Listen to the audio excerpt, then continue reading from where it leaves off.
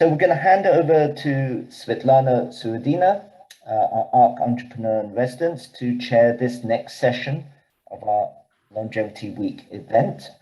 Session 2, Longevity Innovations in Insurance and Consumer Goods. I will be posting the link to our PDF booklet, which is online, and also our page with the agenda. And please do feel free to ask questions through the Q&A throughout the session. So over to you. Thank you, Svetlana. Wonderful. Thank you very much, Richard. And it's my great pleasure today to help and facilitate this second session for our Today ARK event. And we have a fantastic panel of speakers today. I'm really excited to introduce them all. But I just, as a quick introduction, and again, earlier this morning briefly mentioned ARK, but of course, I'm very proud to be a part of aging research at King's. ARK for short. It's hosted by the King's College London, but of course, it's an international network that brings together innovators, academia, public and private sectors in their work on creating new solutions for aging society, for age-related problems that span towards health, food, diet, financial longevity. So many aspects of our health and our well-being, our happiness are related to this important question. And as part of ARK activities, we're building an ecosystem of innovation. So it's not only something that we were looking in theory, not some abstract projects that we're considering as part of our efforts. What we're trying to do is to build commercialization projects, real life, relevant to the current problem, relevant to the market, and deliver them fast, working with our industry partners, working with all the community of researchers and innovators worldwide. And today we have a really exciting session, a very interesting topic. We will be looking today at the value of population health wellness, as Tina referred earlier today, the health relevant data, and how we can use that for better understanding of longevity and of determinants of health, but looking at it from the perspective of industry, talking with people today who work on a daily basis on resolving the question how we can find ways, especially using AI technologies and data, through sharing, through better understanding and research, to create products and services around the healthier, longer lives and incorporate those longer lives and healthier lives into the future economy and future ecosystem that they are part of. The challenges of integrating, developing innovation based on live data, of course, very relevant to many industries. But in particular today with insurance and consumer nutrition and some of the innovation hubs in the world, it's very interesting how those organizations use advanced informatics and AI to implement healthy aging and longevity concept in their business and commercial strategies. And the first speaker today is Professor Harold Gall, who is the Dean of Faculty of Business Economics and Informatics at the University of Zurich. I'm very happy to welcome him today. His work spans industry and academia, and in particular in software and technology area. He's particularly known for large-scale software, data analytics system, and empirical software engineering. He will highlight some of the challenges and opportunities around building platforms for integrating health-relevant, diverse life data. And also, very interestingly, Professor Gall is part of digital innovation cluster at University of Zurich. So he will tell us about how innovation management is happening there and what the goals of the clusters are. And then after Professor Gall, we'll have our second speaker, Joseph Liu, Director of Longevity Science at Legal & General. Legal & General is one of the UK's leading annuity providers. Joseph leads a multidisciplinary team of experts who research and develop innovative ways to understand longevity and new approaches to data insights that play in his day-to-day work. So Joseph will outline this fascinating topic of how insurers use data, what gaps currently there are, and what the potential in the future if we could have a more comprehensive, more detailed view on individual life journeys and how insurance industry can contribute to that understanding with better products and better services, better offering for consumers that would reinforce the motivation and focus around preventive, healthier, longer lives. After that, we'll have Chris Tompkins, who's the head of well-being at AXA Health. He has an amazing career and both in research, in academia, and in corporate leadership. He has been focusing for many years on innovation around creation of business models and behavioral change and well-being, helping people to be the best they can be and turn the tide against preventive health problems such as diabetes, depression, cardiovascular disease, even many cancers. Chris will talk about how AXA Health uses smart digital technology to move beyond insurance, becoming a trusted partner for consumers and employers, and helping them to deliver health and well-being to the population and to their employees. Last but not least, we're very happy to have Philip Gott, the head of R&D program for healthy aging at Nestlé Institute of Health Sciences, and Olivier Balever, the program lead for R&D in personalized nutrition program at Nestlé Research in Switzerland. They will be talking about their groundbreaking research and work around delivering personalized food and nutrition, which is a really exciting topic for me, something I wasn't aware of before we met Olivier and Philip. But Nestlé is working on a very exciting program around delivering personalized nutrition for people with special medical conditions, but also for wider population, and therefore helping populations to optimize their health, living longer, healthier, while mass market food products. So that's a fantastic panel. Very exciting to have all of you. Thank you for joining us today. I just would like to remind everyone to put your questions in the Q&A functionality here. And we will proceed with Professor Gold to talk about his work. Over to you, Harold. Thank you very much, Svetlana, for this very kind introduction. Also, of all the panelists, I think we're all trying to live up to the high expectations that are now up in the air. I really enjoyed the previous session already, where we were seeing a lot of tools and technologies in that space. And also, I'd like to say we're taking in my talk now here a bit still of an academic perspective, as such, coming from a university and leading a digital innovation cluster at the University of Zurich. So University of Zurich and King's College, we are partnering in this ARK and longevity and healthy aging research. I think that's a very fruitful collaboration, and discussions here also reflect things that are in common in terms of collaborations and projects with very many stakeholders and researchers. So this academic angle I try to take over here is not so much about yet another more app development or more vertical data collections. With that, I mean more verticals in the sense of more, I don't know, examples such as blood sugar collection, or just, let's say, mobility, or just weight collection, but also all kinds of data that come from everyday life, of course, with the Open Life Data Initiative, for example, finance data, for example, mobility data, for example, work data. And this brings us to platforms and needs for these platforms for very ultra large data collections, that these data collections then can act as integrators. The point here is that these kind of data, they are not just streaming data or not just coming in very nice packaged forms and in continuous flows. They can come at any form. They can come at any structure. Data from different domains. They can come in chunks in discrete terms, or just in more streaming data. So this is something where we, in computer science, for example, have, of course, means to deal with this federated data, where we can really address these different sources and these different kinds of data that are coming along to make sense out of them for the individual. The second aspect is this design challenge asks for solution for an integration of the data together with AI and informatics. It's not only AI in these days. It's a lot about informatics in a sense. We talk about privacy, we talk about trustworthy systems.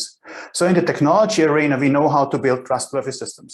We know how to deal with privacy on a technological sense. But of course, also lining up with the previous session, we need the frameworks to embed these systems and make them workable for the individual, for the society, but also for those who work with the data and analyze the data. At the University of Zurich, we have a digital innovation cluster that is a platform for gathering innovations out of the university, for researchers, for students, and line them up with needs and challenges from the industry, from the public and private sector.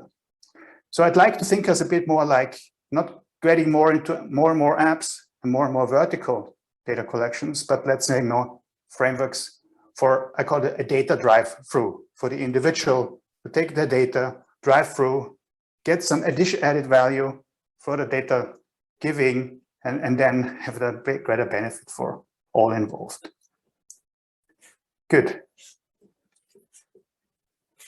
So we all have heard about the health relevant digital data in the previous session, so I'm gonna be quick on this one, where we have different categories. So the source is from the Open Life Data Framework 2021, and the interesting paper, of course, in the privacy protections. So it's again about more than just a vertical, it's about healthcare system generated data plus consumer health and wellness industry generating. Gonna hear more from the other speakers in this very panel. And then of course, social media posts, internet search histories and location, which is called category free data, digital exhaust generated as a byproduct of consumers, or CAT4, non-health demographic, social and economic sources, which is about gender, income, race, credit history, employment status, education, etc. So all these sources, as I mentioned, come in very different forms and different structures and different chunks and sizes, and are typically something that you can easily process. So the combination with data science, with informatics, computer science related topics is key. So how these data systems look like in a sense? Well, of course, they have a supply dimension and they have a use dimension, at least for the individual.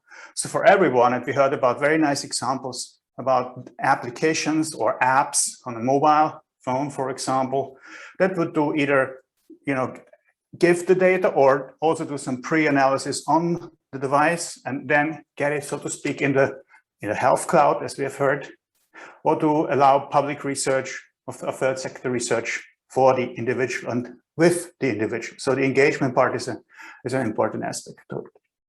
The data supply comes through the very many devices we've been using, from wearables to aggregators of very kinds. And here again, a source of the Open Life Data Framework, this comes to what's called this trust framework. As I said, technologically, we can build these systems, but they need an embedding, and then really an embedding in, let's say, real life, so to speak, as a trust framework for consents, common rules, data rights, liabilities, and redress, and also legal framework. So the discussion becomes a lot more difficult for the individual and also for the ecosystem. So it's about the trust systems and the data ecosystems. When I talk about finance data, mobility data, data about education, data about work, this also touches aspect where the universities or let's say research centers around the world really try out methods and models for future of work, future of mobility. And this, of course, all adds into the big picture of this open life data. And here is just a very nice sketch that I grabbed over here to say, there's so many sources, but not only sources, also impact to the outside. So CO2 being one, solar and photovoltaic being another, or let's say our recycling system being another one. So it's not only about the verticals again, it's a lot about this integration leverages from the individual sources, but gives a lot broader perspective. Let me add one simple example or small example to the discussion over here that my colleague from the University of Zurich, Professor Anne Scherer, did a very nice study. The study is still going on. It's about giving data for crisis management. So we all know which crisis is meant these days, especially when you look towards our neighbors like in Austria, where they just decided for another lockdown, a full lockdown actually for 3 weeks. So how can we activate people to give data for this crisis management.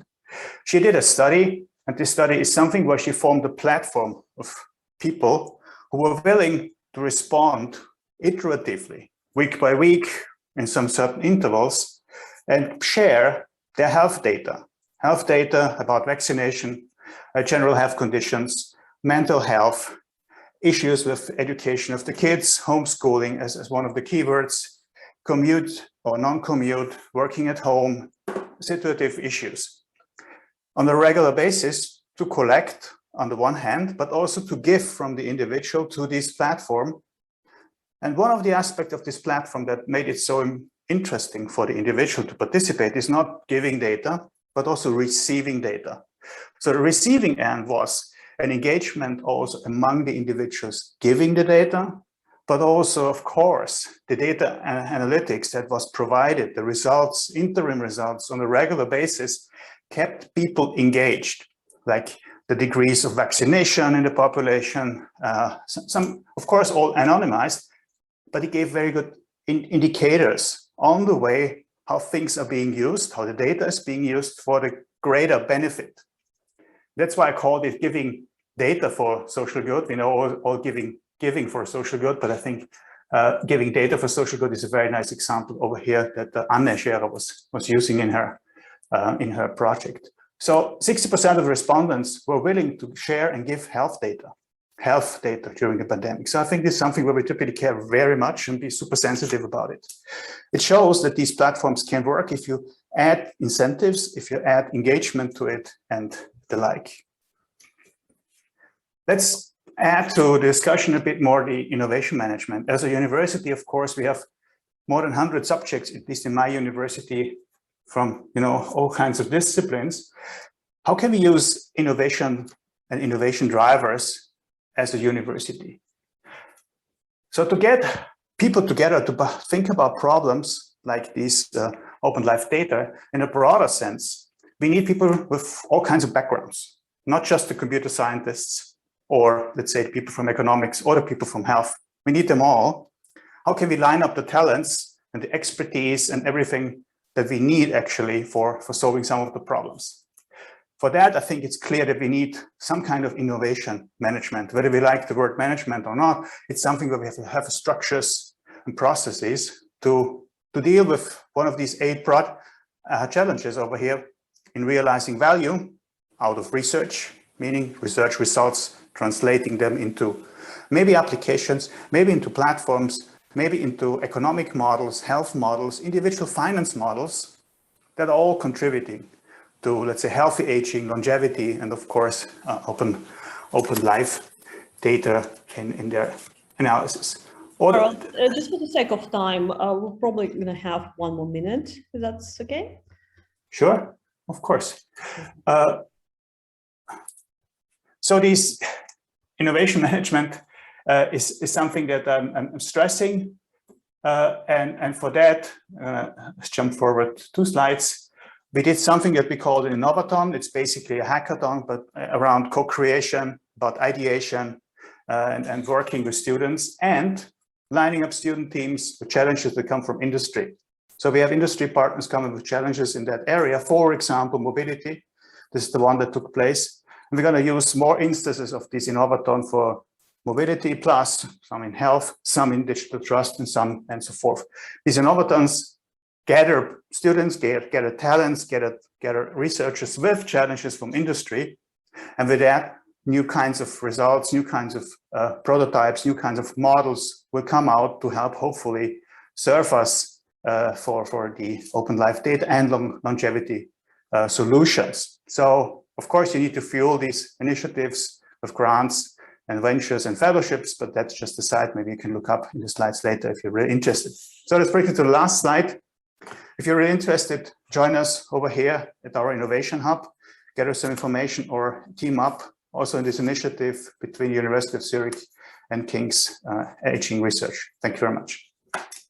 That's wonderful. Thank you so much, Harold. So interesting. And please do get in touch with Harold if you're interested, but that's fascinating work. And for me as well, it was a really interesting point that data analytics and data insights are used not only to give understanding of a problem, but also as a way to engage people and make sure they're committed and stay with data contribution. I think it's a really exciting use case and illustrates how much we can do with technology and data and analytics, despite it's not the only part of the problem, just a part of the solution. Thank you, Harold. And now we move to Joseph. Joseph, would you like to take over from here? Hello, good morning. Can you see me? Yes. Yes. Good, good. Thank you very much. Thank you very much for such an content-packed and relevant and worthwhile conversation along longevity. In this 10-minute briefing, I would like to come from a different angle. I would like to answer the questions of why do we need data in the first place from insurance perspective? Why do we need you and me from the customer's perspective? So I'll do it from a narrative, from a narration of an imaginary friend called Danny, who likes to ask about data. So throughout the life course of Danny, we will then unpick her needs, the financial insurance needs, and then from there, the potential gap that the audience here can help fill. Well, I first met Danny. She's 25, lively, carefree, and I'm a data scientist, and actually I'm excited to tell her about how data could change her lives. And she said, not interested. I'm single, carefree. I don't buy insurance. Goodbye. Right. Fast forward 10 years later, Danny is 35. She said, I've changed. I've changed. I said, how have you changed? She said, well, now I have a family. I'm married. I have 3 children. They depend on me. So I want to make sure that their finances are secure. So I bought 2 types of insurance. The first type will pay me, or rather my family, if I get ill and can't work, the critical illness. The second type is in the unlikely events that I die, there will be release of funds to pay for the house, and also they can sort out their education. So let's talk about data. What data do you need? Then I would say, oh, well, for your health insurance, we need trends of incidence and prevalence of diseases. Most people claim because of cancer, musculoskeletal problems, and that is lacking in that in the insurance book, the data may not be rich or large enough. It's large and rich enough to know how much money we pay on average to a different age group. But what we really need is a regular flow of statistics, analysis, and modeling about each of these diseases. And also we want to know what influences these trends.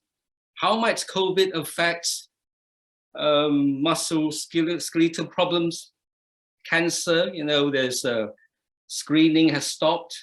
How might it affect it?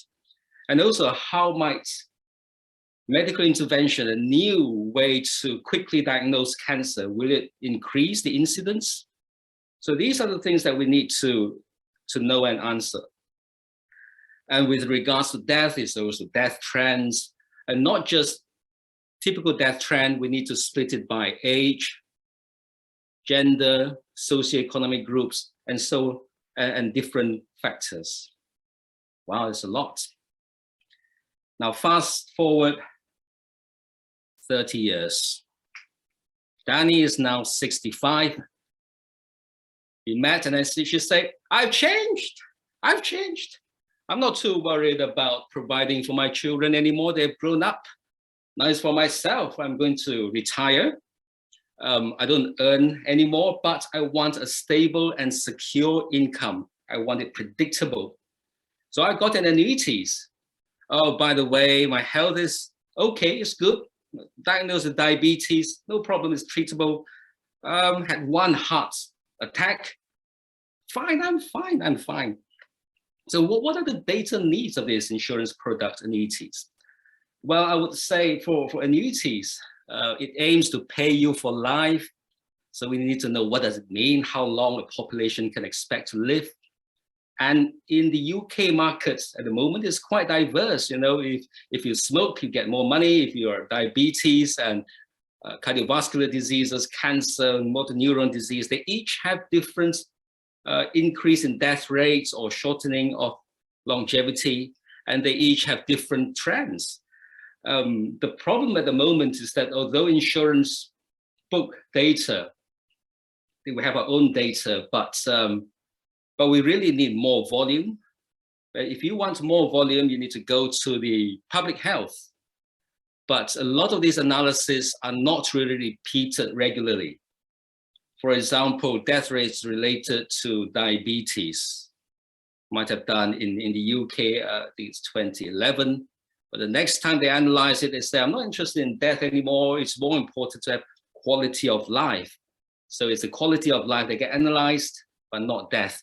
So we get, basically, we need a more regular, continuous flow of data analysis, statistics. We don't need individual data. We need statistics, analysis of results and models. So that's our need. Let's stop talking about data. Back to Danny. Fast forward 10 more years. Danny is 75. Oh, we met up. And you say, I've changed. Oh, how have you changed? I tripped twice. No problem. I'm still healthy. But I tripped by my own carpet. I walk over my carpet because it's old. And when I enter the bathtub, I slipped. Well, my house is no longer suitable. You know, I need renovation. I need cash. But what I have is actually my house. My money is locked inside my house. I need to take money out from my house without selling it. So I took out financial instruments called lifetime mortgage. It basically allows me to take cash from my house. With that, I renovated my house to be safe, a new floor panel, no more carpets. I can go on a holiday and also give some money to my grandchildren who is entering university. Oh, so tell me, what data do you need for lifetime mortgage, this type of financial instruments? And then I would say, yes, they lend you money for the rest of your life or until you enter care home. So they need, in addition to what you need for annuities or the information, you know, lifespan, they need to know the likelihood of entering care home. So that is lacking in at least in the UK. Statistics is quite fragmented at the moment. Now, how many people enter care home and what's the likelihood at which stage and which socioeconomic group? That type of information is missing. So there's a lot of opportunity for data management and collection and analysis. Right, let's stop talking about data. Let's go back to Danny. 10 years forward, Danny is 85. I went to see her. No, I can't see her. The children say she's actually entered a care home. So I need to go to care. She had a stroke. She fell, broke her hip. 85. I went to see her and she said, well, you know, I've changed. Now what I want is actually, I don't want to burden my children with these payments. I want a security, you know, streams. So I took out a type of annuity, immediate needs annuities, where I get a guaranteed income for life so I don't have to worry my children. She asked, what data do you think this product need? And then I'm going to say, let's not talk about data, let's talk about, the good times, when you were 25, you didn't need anything.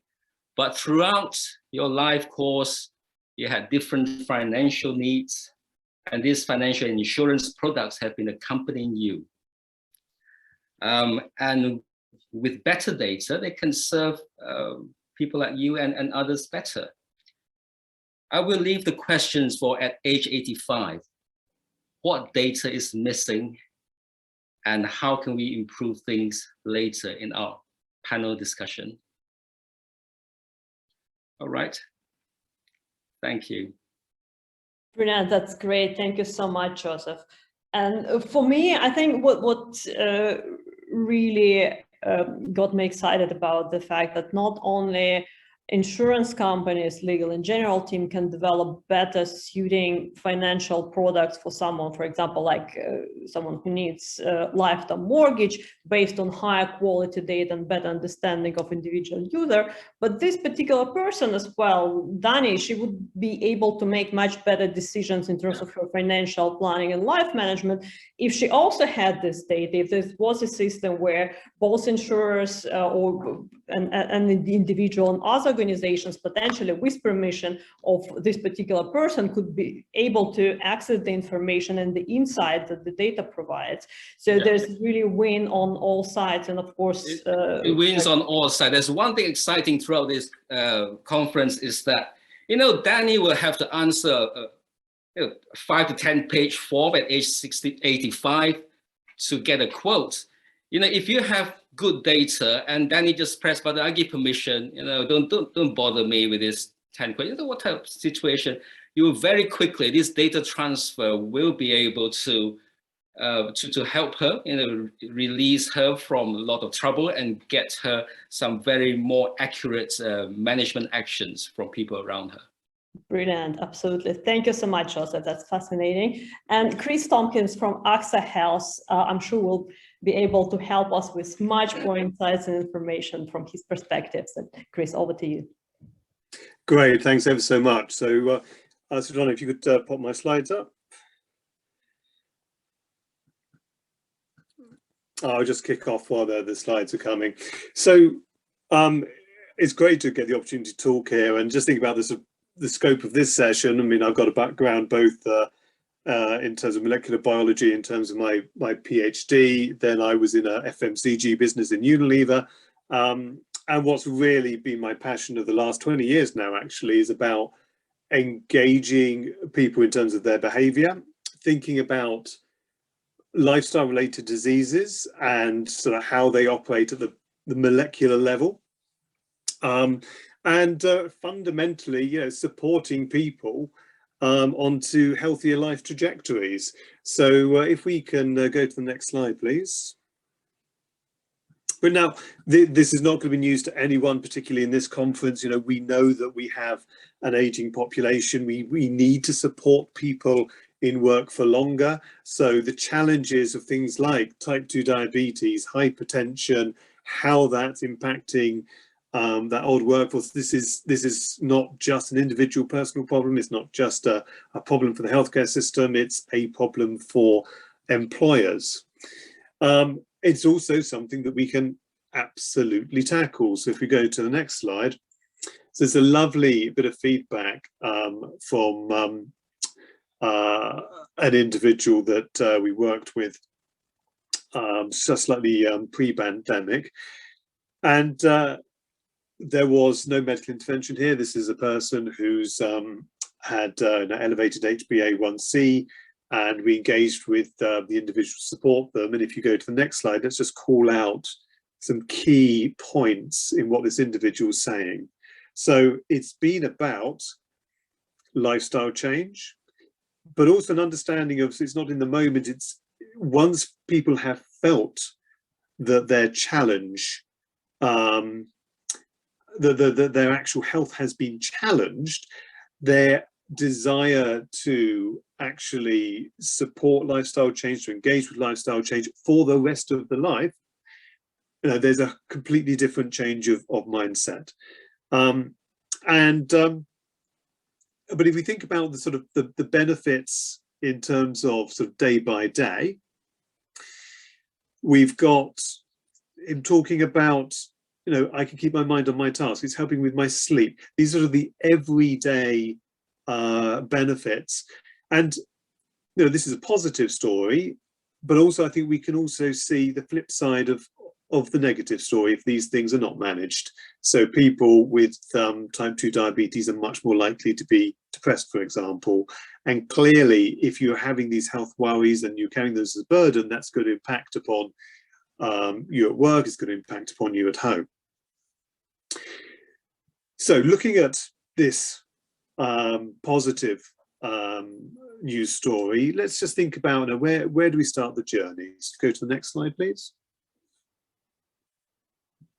So we need to get people from the point when they basically think they're immortal. Certainly anyone under 40 is pretty convinced they're immortal.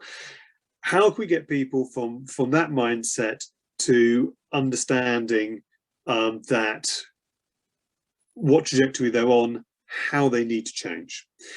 And there is a danger, I guess, at the start of this journey. We've certainly talked to people when they've been confronted with something like a diagnosis of type 2 diabetes, and they don't feel they know sort of where to go. It's can be a very challenging moment, because you're not just being given a diagnosis of a condition, you're being given a news that you're mortal. Then that is a real psychological challenge that often people need to get over. I've certainly had many instances people have not taken their diabetes medication because to do so would be to accept that they have diabetes. So we've got to get people on this journey, and ideally before they actually have a serious condition. Now, something we've been doing for a number of years now is we're providing people with something we call the health age calculator. So if you pop to the next slide, please. So what is health age? Now, I think everyone's probably quite familiar with the concept. It's been used extensively in various formats. This is all about shifting people from a risk-based conversation, which most people are not going to understand. Telling someone they've got 3% risk of a cardiac event, 7% risk of cancer, these are meaningless numbers to most people. And even if we colour it red and say that's really high, if they're looking at it, say, well, that doesn't sound too high to me. What is the sense of what does good look like? If we're feeding back to somebody that your total score overall is, say, 70%, is that good? Is that not good? Back when I was doing O levels, that got an A. Is 70% good enough? So we've got to get the language right so that people understand where are they and how do they take action. And for us, the great benefit of health age is it really creates an intuitive engagement. So the fact that I may be 52 but my health age is 45 is a great boost, but more importantly, if my health age comes back as 57, that's a call to action. But we still need to take the next step on the journey. So if you go to the next slide, please.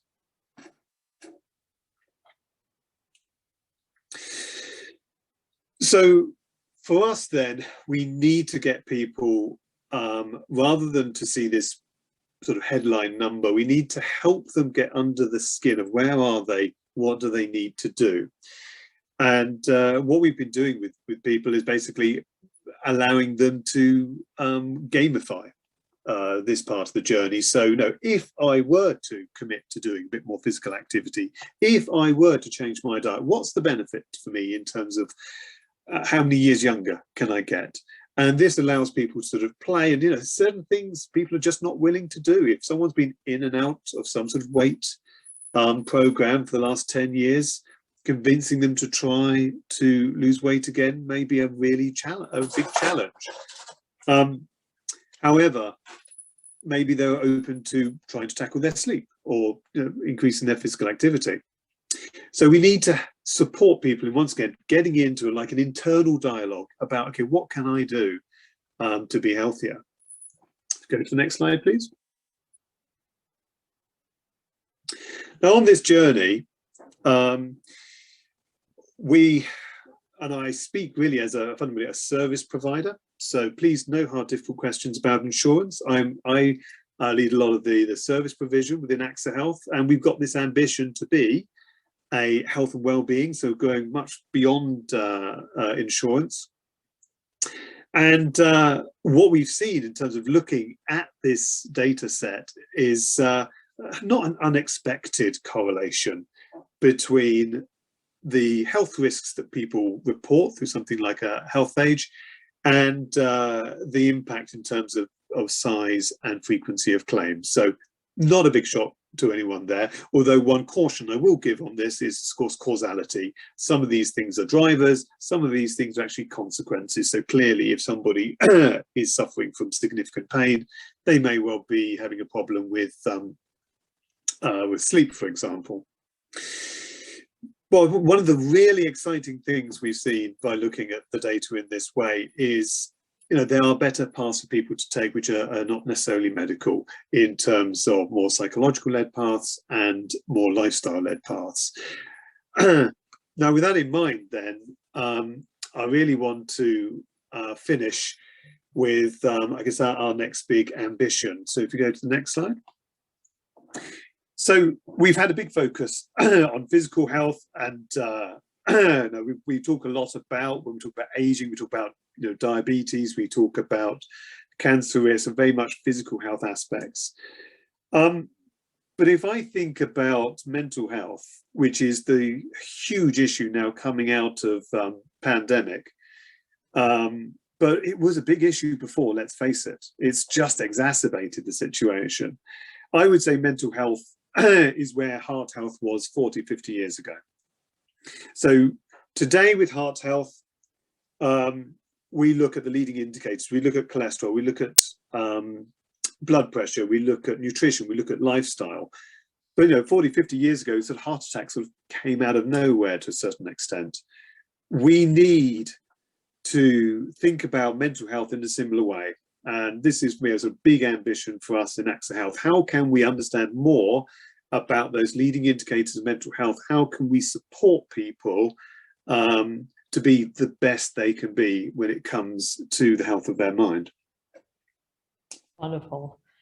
Thank you so much, Chris. That's so interesting, and also how you use gamification to engage people more into data collection, interaction with the system, and how you focus not very obvious aspects like psychological health and mental health, which, as we all know, can sometimes be even more important than a minor flu or even mid-level flu for our ability to work and enjoy life. So this is great. Thank you so much.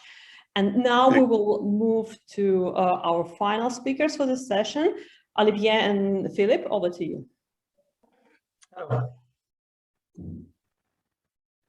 Yes, hello. Good morning, all. Philip, yes. Okay, therefore, thanks first of all, to the organizers, the King's College and Professor Sio, to get us in the panel. And I think we are bringing another perspective to these very complex and big opportunities. And maybe we'll make a quick presentation to explain how we from Nestlé see this perspective of healthy aging, how data and nutrition can help in this process. So Philip, you share the slides? Can you see the slides? Not yet. Okay, let me reshare then very quickly.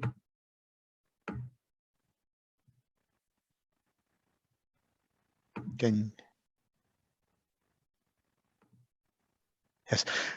We can see your desktop, yes. That's a good start. Yeah, here we are. Therefore, yes, I'll try to bring sort of these ambitious aspects that we are from Nestlé and from a research perspective want to really bring this more health to the years instead of sometimes focusing on more years to the life. And we believe that food and nutrition can bring that. Next slide, please. Well, in this context, I mean, you all know beyond the sustainability and the world evolution on the change climate, I think there's a lot of democratic and social changes happening currently, which are influencing the food demand. And obviously, population growth, poverties, climate change, but also aging and health concern are something which have a significant impact on food demands. We also see from the other side of the things, many change happening, which are bringing opportunities. And maybe to highlight some of these elements into this, I think we can say first the information and digital space, and what we are talking about is really a field of opportunity that we can tap at. The other field of opportunity is really the change behaviors of consumers thanks to these technologies, which allow them through digital solutions, e-commerce in particular, but also many other means to get informed, is getting some of their own perspective and decision on choice and changing their behavior or not changing their behavior, depending on the information and data they receive. And we believe personalized diet is really sort of leveraging these two trends into sort of a solution which help on one side for aging population to improve their health through the diet, leveraging all these digital and consumer tools. Next slide. From a Nestle perspective, and I'm sure you are fully aware of that, I mean, we have been, as a vision, this notion of good food, good life has been always as a visions of Nestle for many, many years. And this is sort of more specifically is about enhancing the quality of life of everyone through the foods. And when we say the quality of life, yes, it's obviously health as a first element. And when we talk about everyone, we are talking about everyone across the planets.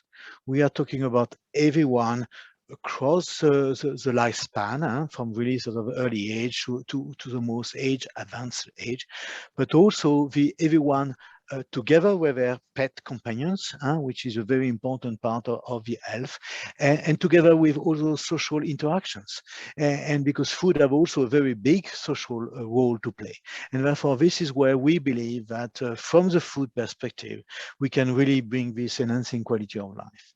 Concretely, and from a product, maybe next slide, from a product perspective, how we do this, this is sort of we have different ways of doing it. We have from the right side, really this notion of bringing dietary diversity through different food items, making sure they are safe and available to everyone and let them making the choice on that. But our role is to ensure that the content of these products, food, have the most enhanced nutrient density aspects, and also integrate all sorts of food ideology that people can like. After the other means we have is really leveraging the products as a carrier for fortifications of macronutrients. And you get a couple of examples, whether from an Africa perspective with iron fortification of Maggi cubes, or from Philippine perspective where we can dairy product for school-age children, which will be enhanced with some nutrients, or more functional product like in China, where we get things for mobility during aging process. Okay. And more advanced, we have also all these portfolios of products which are really more specific on what we call proactive health management, which is helping people which have defined conditions, whether it's a disease or deficiencies, and help them with the right product to enhance these specific conditions, whether it's when you are sick and all these tube feeding examples, or when you get a condition where potentially supplements or oils or vitamin and mineral supplements can help into this. However, this is the product side of it. I think the next slide is how we can make that sort of relevant. And here I leave the aspects to Philippe to follow up on this. Thank you, Olivier. So let's take a deep dive a little bit into why personalization, why after principally 150 years of selling products, why do we need to start thinking more from a more holistic perspective products and how to target them to the needs of the individuals.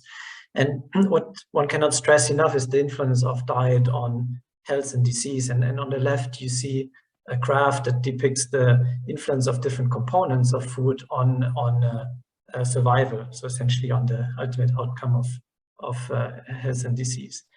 And if you're an individual and you follow a good diet, let's say a Mediterranean diet, you're probably fitting very well into what you see here on the left side. You will have a diet that's high in whole grains, high in fruits, high in seeds, high in the good fats, and low in red meats, and so on. But this is really data coming from population studies. Now, if you go to the individual level, it's much less clear if this is just the basis for your health or whether this is an optimized personalized health for you as an individual. And this is a very complex question. So if you look at the right side, basically what determines your own health and your need for nutrition is determined by extrinsic and intrinsic factors. So extrinsic is lifestyle, how much do you exercise, your socioeconomic background, and also just culturally in different cultures where you brought up, you eat in completely different ways, and this has a big impact on your health and on your dietary needs. And then there are the intrinsic factors like genetics, epigenetics, your metabolism, your microbiome, and essentially this together and the interplay between extrinsic and intrinsic gives you a phenotype. And this is really important because if you know what has been emerging in the past years, even if you take twins and you expose them to food components of, let's say, a Mediterranean diet, two twins can have fundamentally different responses to the carbohydrates and the lipids in the diets. And you know, for most of your life, you know, your body is very good in dealing with whatever you provide to your body.